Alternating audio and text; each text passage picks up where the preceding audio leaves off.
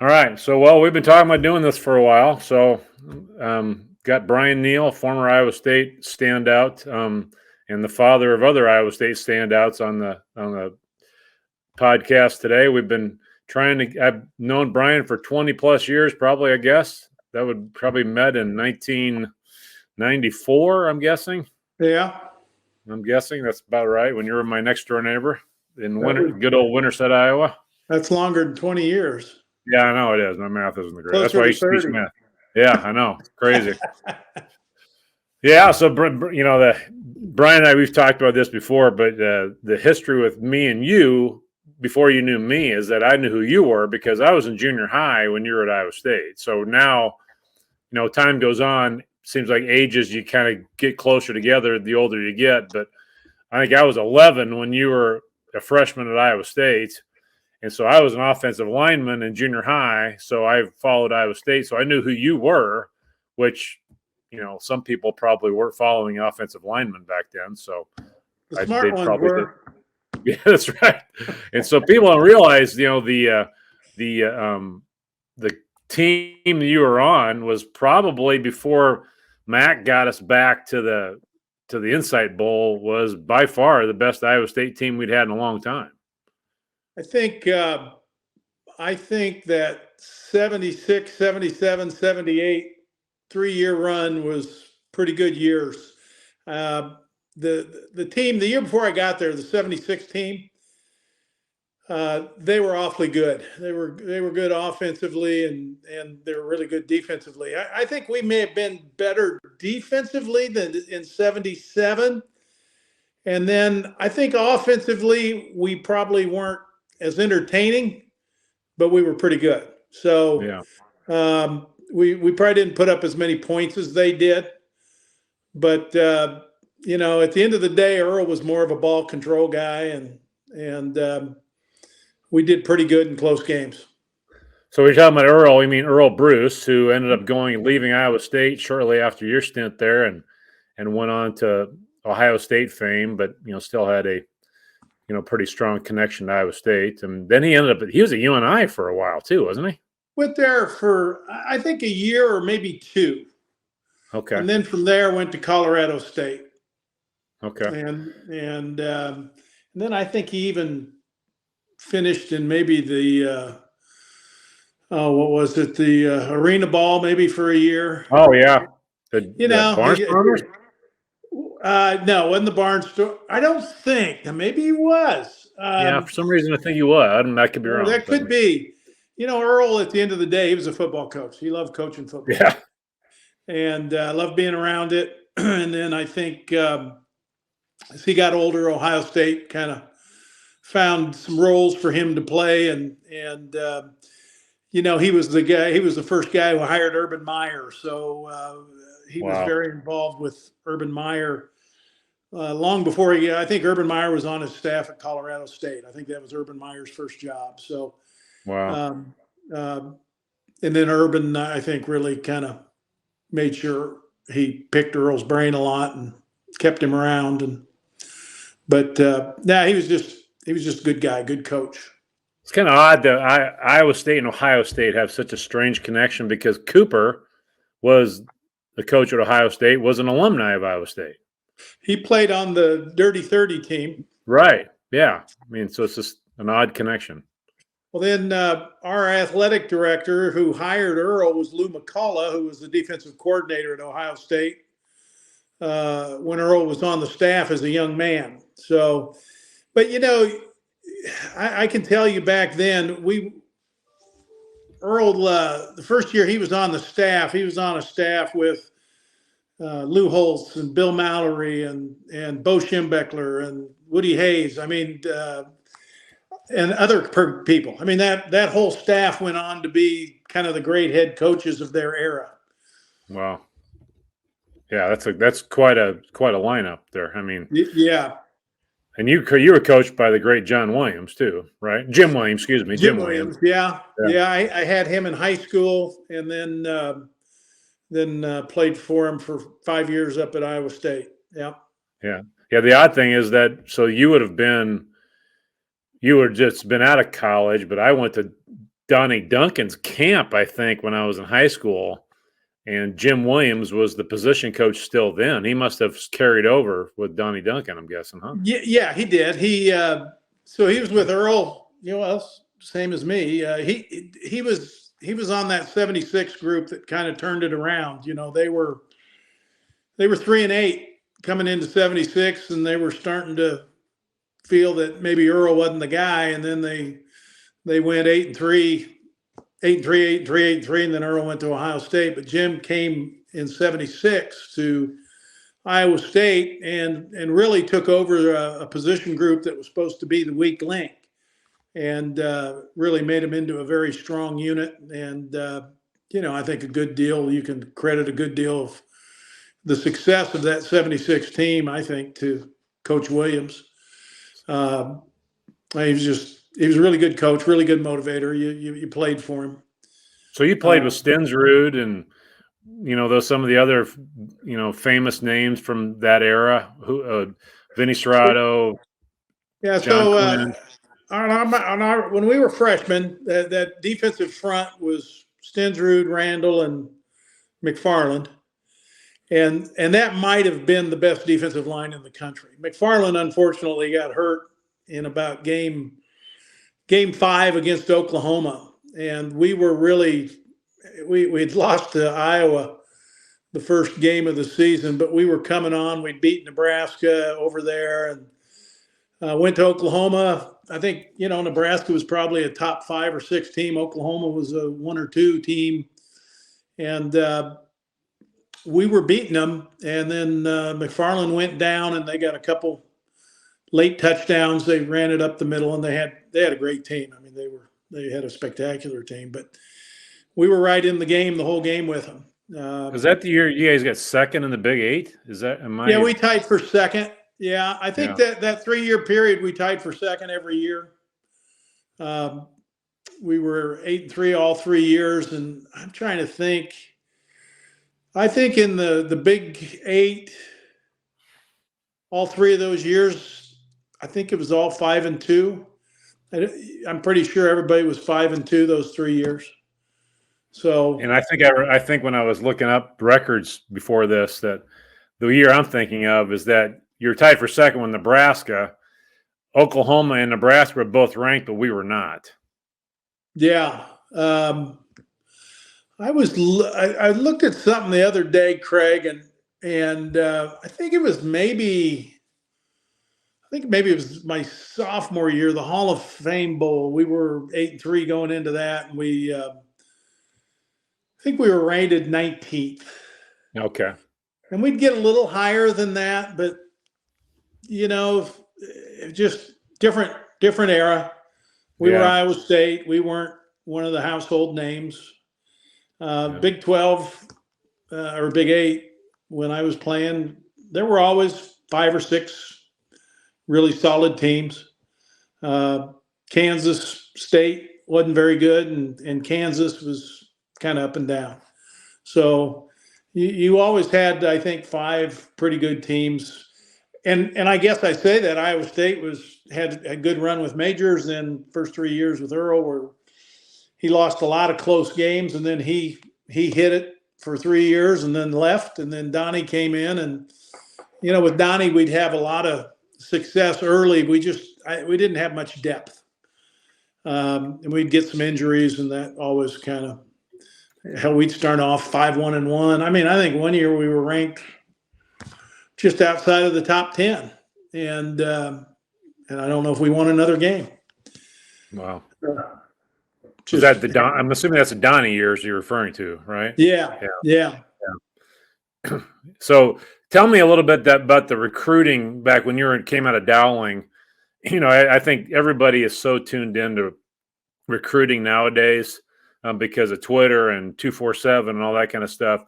What was getting recruited back, in the 70s like compared to today?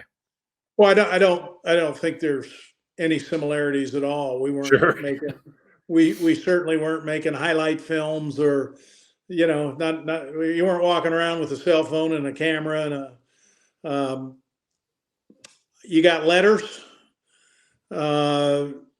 you would get some phone calls. I think a lot of coaches would look and see who you were being recruited by, and then they would jump in. So, Hmm. if you were getting recruited by 5 or 6 guys, you might be getting recruited by 60 the next week once they found out that other people were in on you. But and the football camps were just football camps. You went there to get better. Today they're tryout camps. You go to a camp today, you're trying out, you're in full pads. I mean, none of that existed. And they had a pretty strict dead period.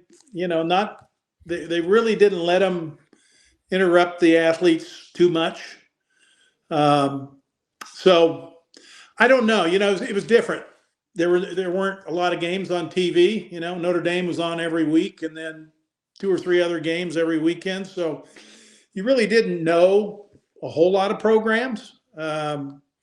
So I can remember for myself. I mean, I really got kind of tired of it. So I narrowed it down to a couple, and really for me, I was going to probably always go to Iowa State and play for Coach Williams. But there were a couple schools I was interested in, but at the end of the day, close to home. Sure.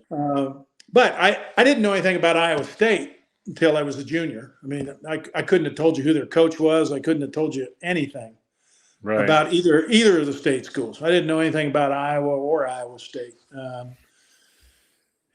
just wasn't part of the deal. If I really thought the school I wanted to go to was Ohio State, and that was just because I'd seen it. That was the only team I saw on TV. I liked Woody Hayes, they were always on TV, so I thought that'd be kind of cool to go there. And I can really actually remember on my visit, Earl said, "Where do you want to play football?" And I told him Ohio State, and he about fell out of his chair. And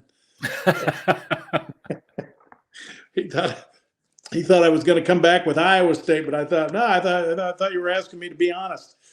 But no, it was just totally different than when the way it is today.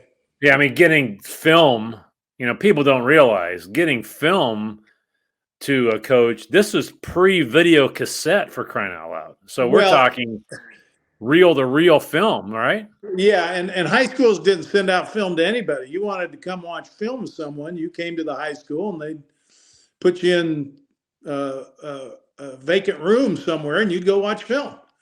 So it wasn't like Dowling or somebody was going to send film out of 3 or 4 guys. I mean, I think the process was they'd come and they'd visit with your football coach, and they'd say, "Do you got any Division I guys?" And he'd say, "I got 4. I got 2," whatever. And then the guy'd go watch film, and he'd say, "I want to talk to this guy and this guy." And that was it. And you'd go talk to them. And, it was I kind of felt sorry for those guys because they'd come in and they'd say, "Have you ever heard of Utah?" "Nope." "I mean, I've heard of the state." "Well, do you know our football team?" "Nope."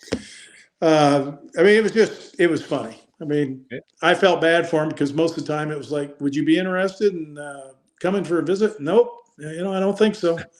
I think about it today. I mean, COVID changed that whole thing too, because now you got all of the live streams. You've got the huddle camera that's automatic that actually, will even get stats done. It is completely different than. Yeah. So there had to be a lot of guys that were pretty darn good football players that slipped through the cracks. Sure. I mean, I think about, the best athletes in the state when I was a senior, half of them were in places you would have never seen them. There was a kid from Brooklyn, Iowa, that was a 65-foot shot putter and ran the 100-yard dash, played offensive tackle, went to Iowa and got hurt and, ended up just being a shot putter somewhere, Colorado, I think. And then we had a guy come from Davis County that was 6'7", 280. He didn't like football, so he ended up being, several-time All-American in track. I mean, who is that? Who are these guys you're throwing out there? Can you give me names? That guy's name was Chuck Locke from Davis County. And then Bruce DeVilder was from Brooklyn. Little 1A school. I mean, the guy was 6'4", 240, probably ran he's probably a 4'6", 40 guy. I mean, he was Wow. just an incredible athlete and nice guy. But found out he really didn't like football, hurt his back, and decided, I'm gonna go do track. There are all kinds of guys because we'd get, you'd think back to the walk-ons we had, and there were really good walk-ons, but coaches, you had to hone in on your 25 guys, and you didn't have a lot of time to do it. I don't, they didn't start recruiting you till you were a junior. It's not like you were on the radar screen when you were a freshman or a sophomore. I mean, I think I got on Iowa State's radar screen two ways. One was going to their camp, and then obviously Coach Williams going there. But I think when I was a junior and Coach Williams was still at Dowling, we were playing against Heelan, and I was playing against a guy that was supposed to be one of the better guys in the state, and we beat him up pretty good. And I can remember Williams telling me the next day, he's no longer a top recruit, and you are. Yeah, what I remember of Coach Williams is that he had a kind of a unique way of cutting through the BS. I mean, he was not subtle about anything.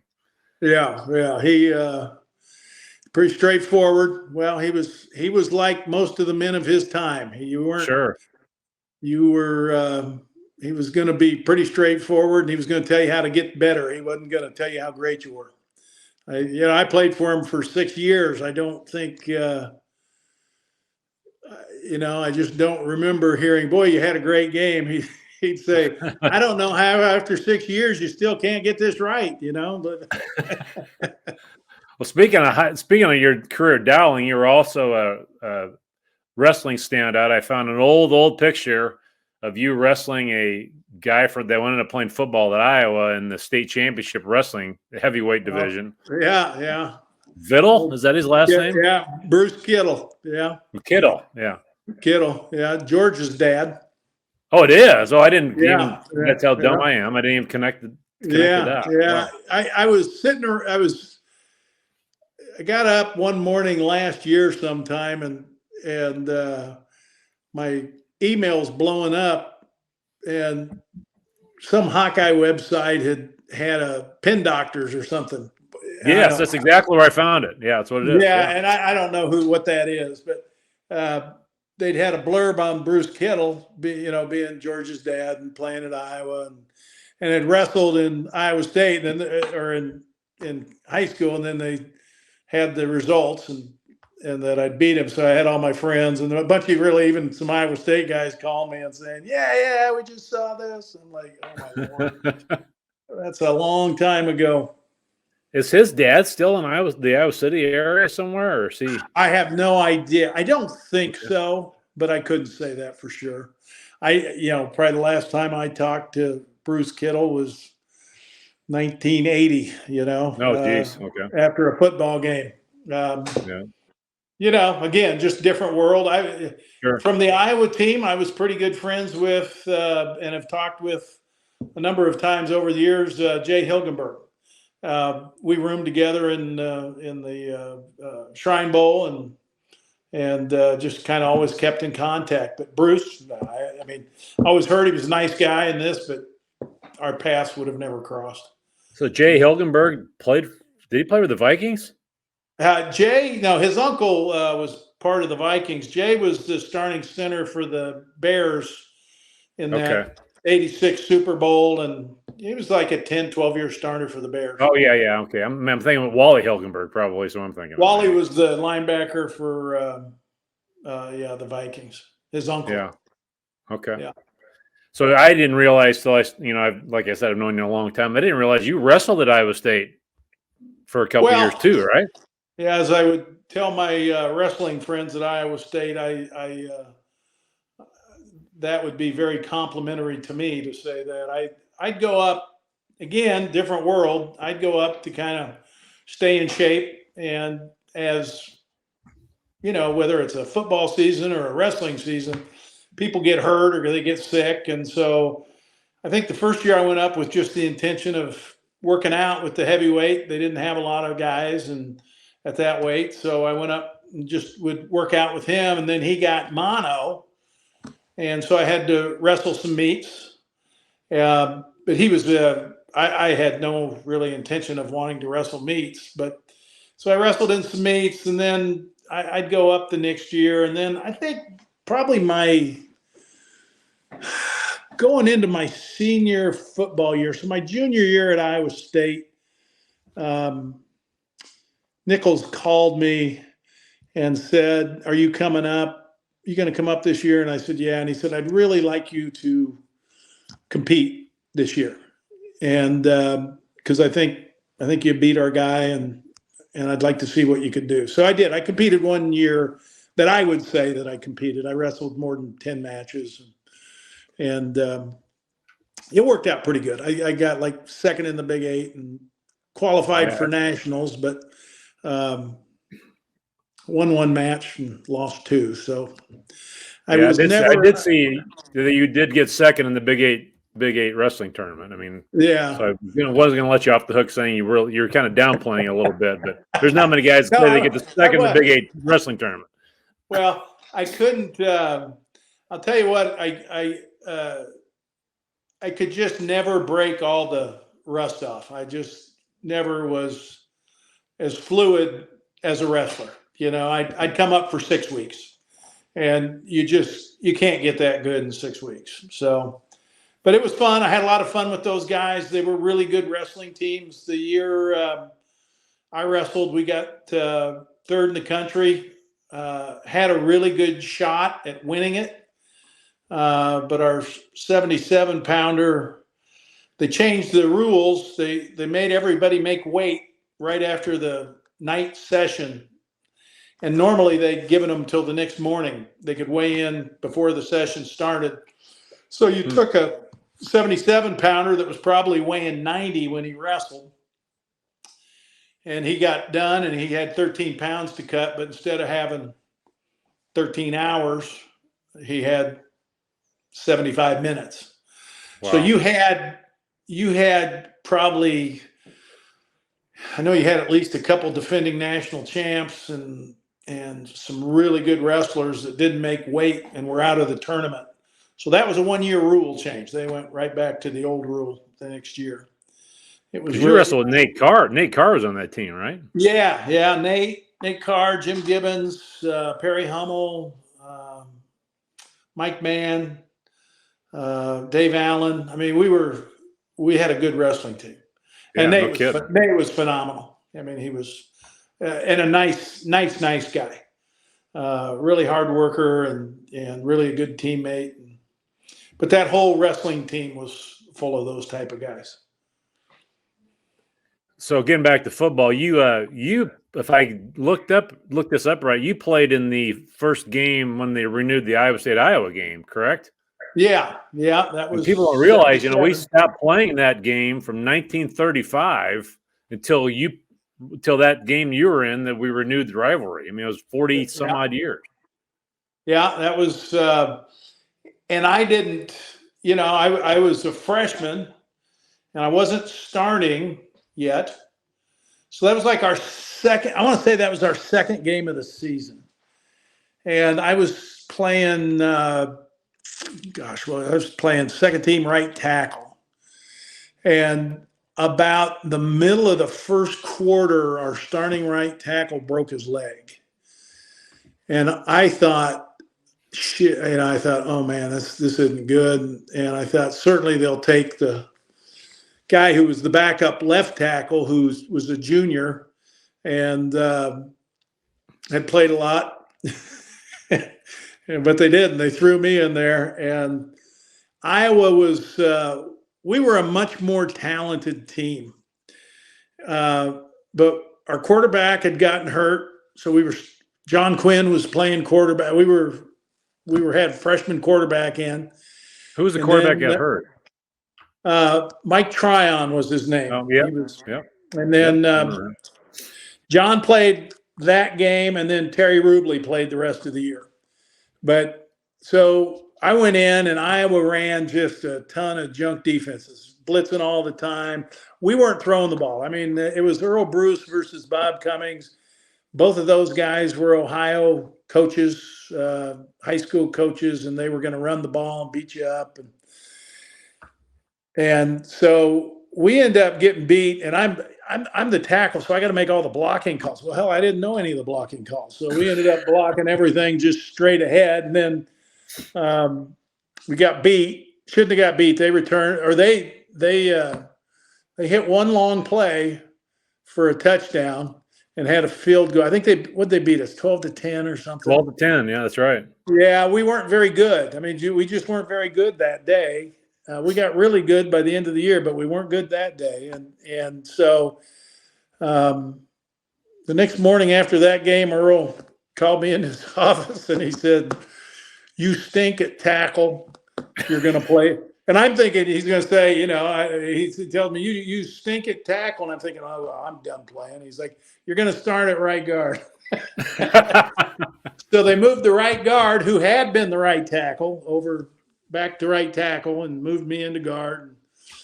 And he was a senior. They were trying to help him out pro wise. They thought if he had a chance in the pros, it would be at guard. He was 6'8", 250-pound guy. Who was that?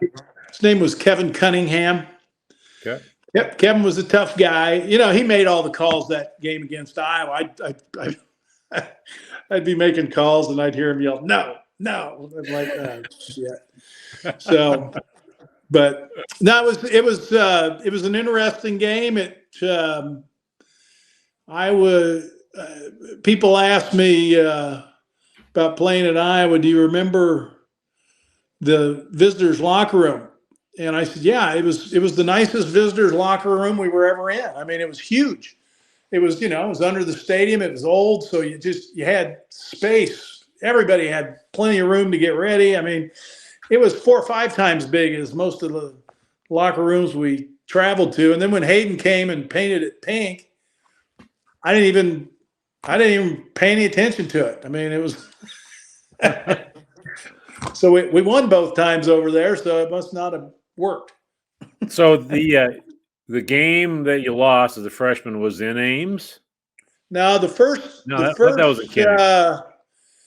I want to say the first 4 games, they signed a 5-year contract to renew the series. The first 4 were in Iowa City. The 5th one was in Ames. So okay. I got redshirted, got hurt in there my 3rd year, which would have been Hayden's first year.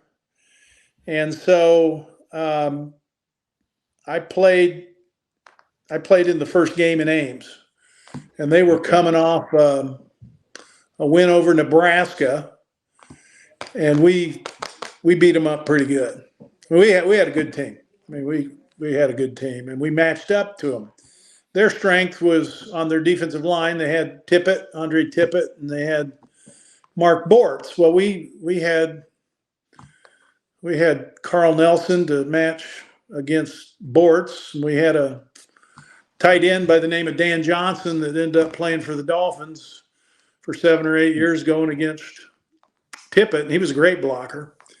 And then we had Crutchfield at running back. I mean, they didn't match up with us well. And then we had the Humboldt Flash at left guard, Bruce Reimers. So we were pretty tough up front. They weren't gonna stop us from running. So go back to that first game when they renewed the series. And what was a lot? I mean, was there a lot of animosity between the two schools? Was it were you getting stuff? Were people yelling at you? Was there a lot of trash talk, or was it kind of just normal game? I can tell you that I don't think player-wise. Now, I was a freshman, so maybe there was the older guys. I don't think there was that much animosity because we never played each other. Now, yeah. I think my recollection was coming into Iowa City and leaving Iowa City. You're driving through neighborhoods. And back then, it was even harder to get to the interstate, right? Sure. Yeah. So you're driving through neighborhoods, and I can remember getting pelted with eggs and drunk people coming out and this and that. But I wouldn't say. I mean, I think it became hostile. Early on, it was a very even matchup, right? I mean, the games were pretty competitive. They are now. They're competitive. So there's everybody who kind of wants to win it and doesn't want to lose it. I can remember though walking off the field and after the first one and thinking, God dang, we should have won that one. And I can remember getting pelted with a lot of drinks, bottles, throwing empty alcohol bottles, but those were just some drunks. I never really felt. I think their fans had some passion to them and hadn't won much for 17, 18 years. So, I mean, I think they were thrilled to win.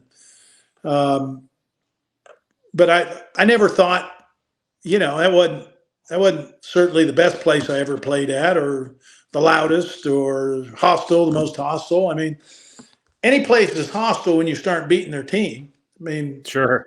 So, I loved playing against Iowa. I was excited to play against them that day. And then it kind of lasered you in when you got beat by them, because then you had to listen to all the crap around your friends. And then you realize, Right. Man, these Hawk fans they're something else. Well, then either beat them or you got to hear it again. So. Yeah. Well, I mean, I think everybody thinks today that society is crumbling, and nobody back then did anything from the stands that was bad, and everybody was, wearing a tie and a top hat and all gentlemen. And I think it was total. People have no idea. I mean, I've heard all sorts of stories about going on the road. I mean, what's the when you went to Oklahoma or Nebraska, what were those crowds like? I would tell you, I think the two nastiest places we went, and not. You need to lean forward a little bit, Brian, because you're getting a little far away from the microphone. I'd say the two nastiest places were probably Lincoln, Nebraska, and Iowa City. And when I say that, I don't mean their whole crowd. I meant the people that are showing up to be nasty. They took it to a different level. So 99% of the fans, it's like when people say, "Oh, their fans are horrible." Well, 10% of them, 5% of them that want to be horrible, or by the time, the ones that are drinking the whole game, I'm sure they can be a handful by the end of the game. But normally it's a lot of, most of them are fine. I don't remember after the games, coming out after the games, the first, like I said, the first four were in Iowa City, and we'd come out after the games to the buses, and I don't remember any altercations or any problems. I don't remember any problems on the field with their guys. I mean, it was just, they were hard fought games. They were going to be very physical games. And, I think the constant crap put forth by certain elements of the fan bases is what causes it. And then you start saying, well, that's everybody. Well, it's not everybody. I mean, sure. My life view is 99% of the people you meet in Iowa are really good people, whether they're Hawks or Cyclones. Agreed. So I enjoyed it. And I'm glad to, it's a very competitive game, and I hope they continue to play it, depending, who knows with the way college football is going, but I hope they continue to play it. Yeah, no, I'm kind of, we've talked, Thomas and I have talked about this before. I mean, I think it's, the days might be numbered, because the almighty dollar is really changing everything. And when you've got a team on the East Coast or a team on the West Coast possibly playing in the ACC, now I think, and even I think Campbell's even said, do we really want to play another really good school when we've got to play all of these conference games against teams that are Right. really good too. I mean, that's just the reality of it. I mean, Right. and Right. now the NIL. I mean, so I was one thing I was going to ask you. You're talking about bottles coming out of the stands. I mean, people don't remember there were no such thing as probably aluminum whiskey bottles or plastic whiskey bottles No. back then. They were real glass. Yeah. Yeah. I mean, yeah. so I remember. You remember the Vikings game back in about that era where a referee got hit with a whiskey bottle on national TV making a call? Yeah. Yeah. I mean, it's you know what? You didn't have metal detectors. Of course, you weren't checking people coming in the stadium, and I don't think tailgating was as prevalent. I mean, the type of tailgating we do today wasn't what was going on back then. They might have a sandwich or something before a game, but let me tell you, students and the people that wanted to drink, they got plenty to drink during the game. They were bringing in bottles and they had their mixers, and it didn't matter where you were. That was every venue you played. The kids even know what a Boda is nowadays? What? The leather things. You remember the Oh Bodas? yeah, flask. I mean, the kids even know those leather pouches you just put booze in. Does people even remember what those are anymore? Yeah, no, I don't think so. You don't see those anymore. Yeah, it's crazy. So you had two kids. John, your son, played basketball at Iowa State under Eustace, and then Patrick played football there. How was their experience different? At Iowa State or was it different? I mean, with their experience at Iowa State versus yours? Well, Patrick would tell you the football experience was totally different, and John would say. John played for kind of an old-time coach there for, the first, year or two with Eustace. I mean, he was kind of a throwback guy, kind of in your face and not mincing many words. And I think when I was there,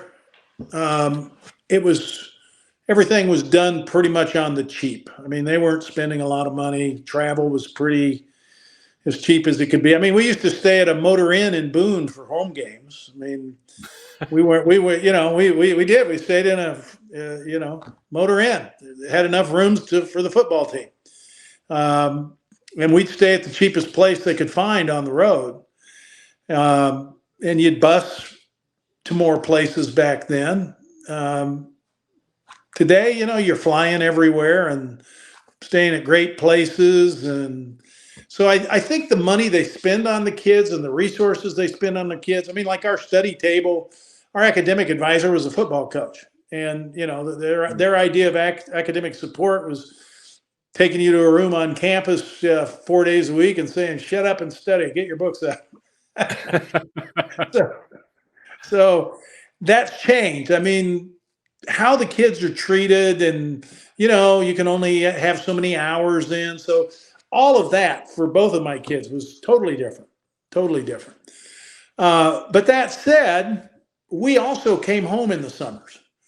We'd get a summer job and we'd come home and we might go up once in the summer and they'd test us and say, keep doing what you're doing, or you better start working out a lot harder, or, whatever. We'd go up for a picnic and they'd work us out just to see if we were doing the workouts we were supposed to be doing. But those guys stayed up year round and had to work out and had to go to school, and we didn't do any of that. So from that standpoint, we had more freedom. From the practice standpoint, they had us as many hours a week as they wanted us. And John and Patrick didn't have that.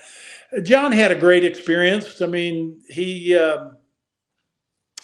walked on and had a really good career, worked his tail end off, and loved his teammates and his coaches, and got to compete at a very high level. And everything was first class. I mean, they traveled first class in the Big 12. He got to see, he told me when they went to Texas, he said, my Lord, he said, the resources they have and the facilities they have. He said, they gave us a tour of their facilities he said, and that was the year they beat them down in Texas when Texas was pretty good. I mean, really good. And he said they really motivated us when they gave us a tour of their facilities. And I said, well, what motivated you about that? And he said, because they looked at us like we were poor us. We don't have all this. We thought maybe you'd like to see what a good program looks like. And he said we met as a team right after that. The players just said we're gonna take them to the woodshed. We're gonna show them all your stuff you have. That's not going to help you tomorrow. And so I think it was good for John. He came from Winterset High School, so he was a small town, and but they gave him a chance. He earned his bones on playing defense, but he had a great 5 years at Iowa State. And Patrick, I remember the day you called me because you said Wayne Morgan stopped him at practice and said, we're putting you on scholarship. And you're pretty excited because you didn't have to pay for his school anymore. That was a good day. That was a good day. Yeah. I mean, all of that was just, it was great for him. Those are good lessons. And I think, both of those guys are in sales today, and there's not much that rattles them. Sure. They understand there's days you get kicked in the face, and it's just the way it is. Dust yourself off and get ready for the next opportunity. Well, John, I know played with Holman, and I think he keeps in contact with Jared, and played with Jackson Vroman. So those are a couple blue collar guys that played hoops for. I really thought their whole team was. Will Blaylock and Curtis, those were two really good guys. I mean, they were a little emotional on the court at times, but it's just who they were. I mean, they were great teammates, and John, he was just like, Dad, they're just a step above us. And he said, everybody thinks they're a step above us because they're just naturally talented. He said, Will and Curtis both have been doing the same ball handling drill since they were 5. He said, they laugh at how I dribble. They're like, John, you're the worst ball handler we've ever seen. He's like, I'm pretty good for Iowa. And he says, yeah, we know. He said, Curtis had the reputation of being you need to work on your dribbling. Curtis had the reputation of being one of the strongest players too. He was. Yeah. He looked small on the court next, because he's standing next to all these 6'9", 6'10" guys. But Curtis was 6'3" or 4, 215, 20 pounds. I mean, there's a reason he could go inside. Yeah. And Will Blaylock was a fantastic athlete. I mean, he was maybe 5'11". Yeah, he's 5'11", 5'10", 5'11", just cat quick and explosive. I mean, he had a vertical jump that he could jump out of the gym. And it just, like I said, they were good guys. They were really good to John. You can go down the rabbit hole of highlights of those guys pretty fast because there's a lot of them on YouTube nowadays. Yeah. And then, so go ahead. And then Patrick, he had a different route than John. He was getting recruited by quite a few people, but he didn't care. He was either going to go to Iowa or Iowa State, whoever offered first. And that's what he did. And again, he wasn't the biggest guy, but he was athletically, for my kids, athletically, he was just kind of off the charts. Compared to my other boys, they just kind of look at him and laugh when he was a little kid. He was very athletic, and so he loved playing defensive end. That's where he settled in at, and very strong, very quick, and again, they were there year round. And boy, when you make that type of commitment, you get pretty good. And I always thought they were. I thought they were pretty good. They played everybody. My most recent memory of Patrick is when you called me and said you had an extra ticket for a game a few years ago, and we're standing out at your tailgate, and then Patrick forgot his ticket at home, and he couldn't get in, and he couldn't even go. You're an Iowa State alum. He's an Iowa State alum. His brother's an Iowa State alum. Everybody knows the Neal name, and he still couldn't figure out a way to get into the game. I said, "Go to a suit. Couldn't get in the suit up. He had to get in just the regular seat or whatever." Yeah. Well, he's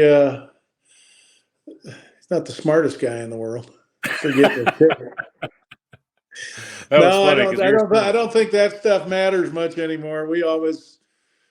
We'll laugh, it was when we were in school, it was the guys, the Dirty 30 would say, these fans, they don't think people played football here before 1970.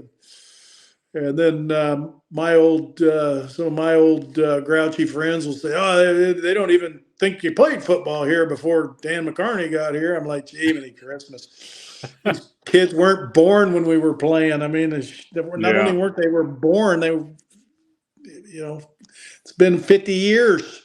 Sure. Yeah. Well, I mean, I know, you've told me stories about some of the guys you played with, and their paths after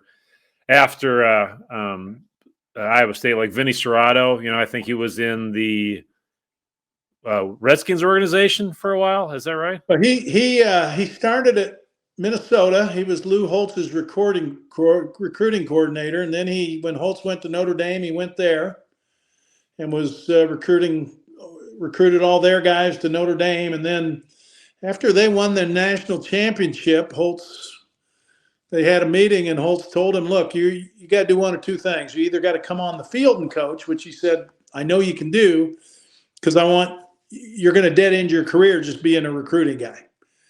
And Vinny said, I really like talent evaluation. And so Holtz made a call to Eddie DeBartolo, and apparently he flew into South Bend or Cleveland, and Vinny drove over to Cleveland. They got hired by the 49ers and worked his way up in that organization, and then got hired by the Redskins of VP of personnel. And then his last job with the Redskins was he was president for 4 or 5 years. He's now got he does a talk show with somebody, and I don't know who, in Baltimore. Okay. And he's got like the #1 talk show, sports talk show in Baltimore. Wow. And okay. And involved with the Ravens. And so Vinny's enjoying life. Anybody else that, went up the food chain in sports that you played with? Or I know like Randall, is the real estate guy in Ames, and some other guys. Well, so I mean, you mean like who went on to the pros from guys? Yeah, I mean, or went on to do a similar route to Vinny, and went, got into coaching or whatever. Yeah, I don't think so. Trying to think. All the guys that played in the pros. Reimers, Carl Nelson, all saw at the pros, and yeah, they all had to get jobs when they were done. Oh, okay. They were a little too early. They weren't. None of them were making $10 million a year. So I mean, I think. I think those guys were probably Reimers. I mean, even when he was done, I can't believe he was making crazy money. I just think that offensive linemen were kind of the last group to get paid. And I mean, not that he wasn't making good money, but they just weren't making that kind of money yet. Right. I always laugh. I talked with a guy I really liked that played at Iowa State, Merv Croker. I don't know if you know Merv or not. No, I don't. No. So Merv played for Majors, was All-American linebacker or defensive end at Iowa State, and then went on and played, long time in the NFL for the Bills. I think at linebacker. but you look at him today, he still looks like he could play. But we were talking one time, and I said, "So, Murph, did you work then when you were done?" And he kind of looked at me and laughed. He said, "Yeah, I didn't make any money playing pro football. I had a job in the off season." Oh, wow. Said I had a career with UPS. Oh, wow. But Different world. yeah, I think they made good money, but they made normal money. I mean, it's like coaching. I think Earl Bruce, I think he made about 45 to 50 as a coach at Iowa State. Back then they were making like what a college professor would make. Right. And now, and I'm not judging it, but now the football coach is, ours is making $4 million, and I don't think college professors are making $4 million.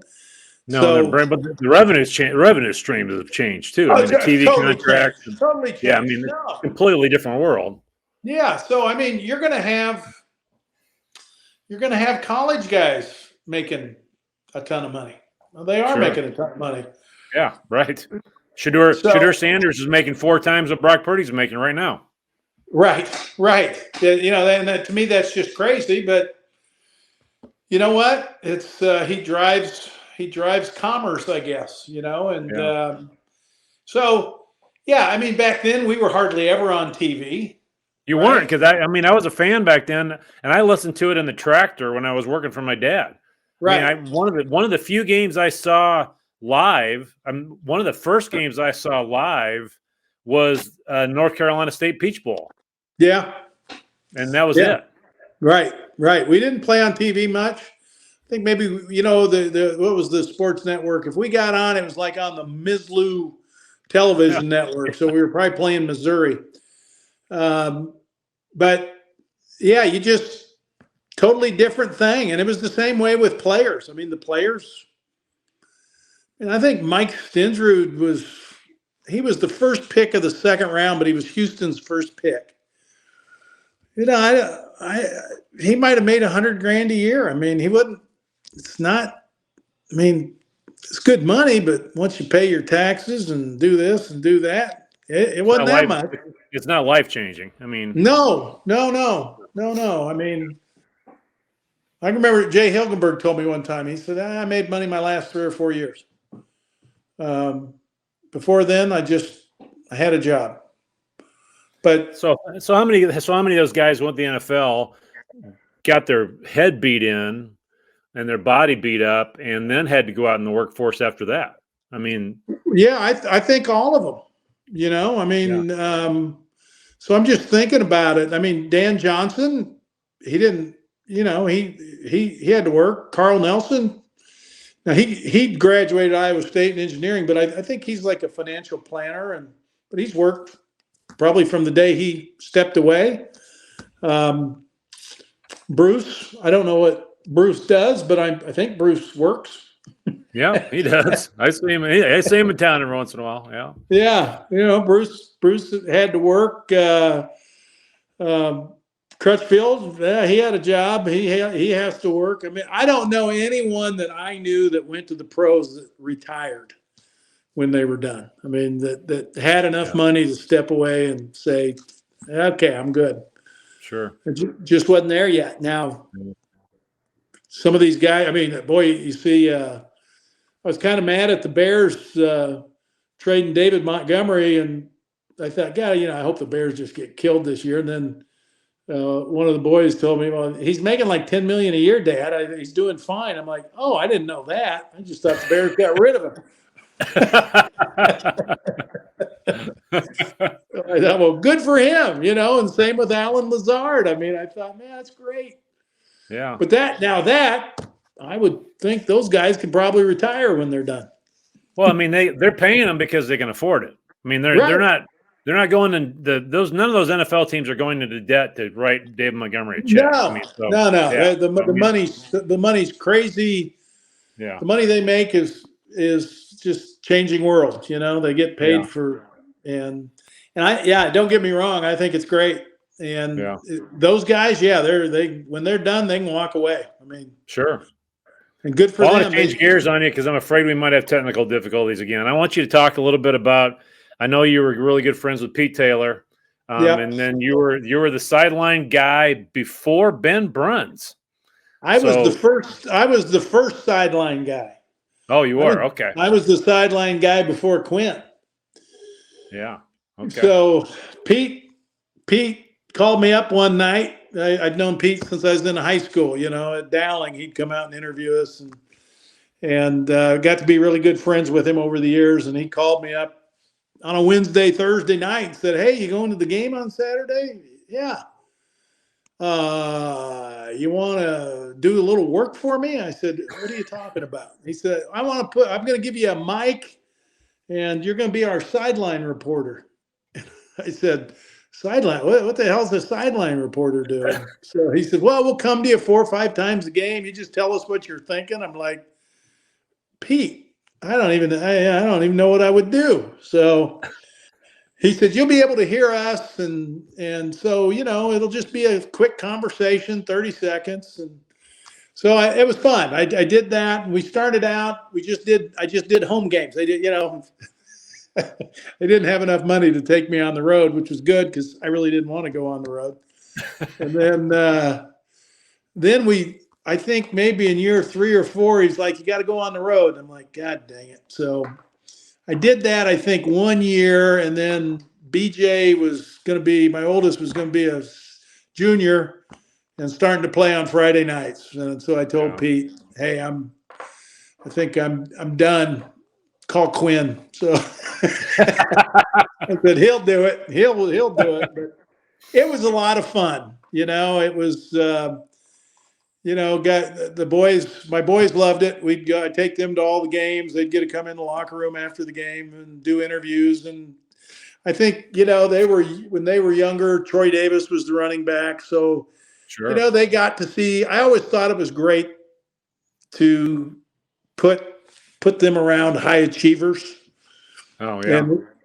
And let them see those type of things. So I always tried to get them to a lot of Iowa State stuff.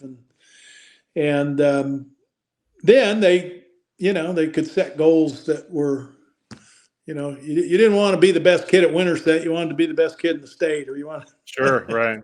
the Right. best, Yeah. No. the best kid in Winterset wasn't going to get you to where you wanted to be, And so that was fun. I was really happy he did that. It was a good experience. But Give me a memory of Pete. I mean, I think all of us that have been lifelong Iowa State fans, still get chills when we hear us called by Pete Taylor. I mean, as a human being, what do you remember about Pete? I'll tell you, we were moving from Ames, Iowa. I was just graduated, and we had one child. We had BJ. We moved into these apartments in Windsor Heights, and I'm moving in to the first floor, and then the basement floor was about half out of the ground, so they had a window, and so I'm going up a half a flight of stairs to get to my apartment, and right when I'm unlocking my door, Pete Taylor's walking up the stairs, and he looks at me. He says, "Brian, what the hell are you doing here?" And I said, "I live here." And he started laughing. He says, "I live right below you." And so Pete would, he was working for KRNT back then. So he was doing sportscasting, 10 o'clock news. And I get home from work. I was working different shifts. And the time I'd work from like 2 to 11 or whatever, come home. Pete would be getting home from work, and I'd go down, have popcorn with him, and we'd just talk about Iowa State or this or that. He'd either be doing football or basketball, and then he was really just a really sweet guy. He was always good to my kids. And that started from that moment when BJ was 2 years old. Pete would come up and say, "Hey, can I take BJ out and play? Go take him out to swing sets." And he just loved being around kids. And then you fast forward it to when John was 17 and wanted to walk on at Iowa State. I called Pete and I said, "Pete, what's the process for a kid walking on? What do we need to do? And he said, John wants to walk on? And I said, yeah. Oh, he's on. I said, no, what's the process? Who do we need to call? Ah, he's on. I'll tell you right now, he's on. And I said, Pete, I need to know. And he says, I'll call you Stacy tomorrow and I'll get John set up. But let me tell you right now, you just figure on him being on the team. Oh my God. Wow. And Pete came and he says, Stacy wanted me to come and watch John play. So we were playing, I think, I want to say we were playing Adele. And I told Pete, games in Winterset, blah, blah, blah. Pete goes to Adele and then has to drive to Winterset. So he sees John and we slam whoever we were playing. But I think it was Adele. And so John maybe plays 2 minutes for Pete to see if Pete says, well, I've seen all I need to see. He's great. That's funny. And so he was just a really, really good guy. Really, really sad that we lost him so early. But Yeah. He was a great friend to me and to my family, and great for Iowa State. I mean, just loved Iowa State. He told me about halfway through my Iowa State career, he said, I graduated from Iowa. I said, yeah, those are the days. I see that when you're in a bad mood. That's your still lingering effect from having to go to Iowa. But he was a really good baseball player. Pete was a good athlete.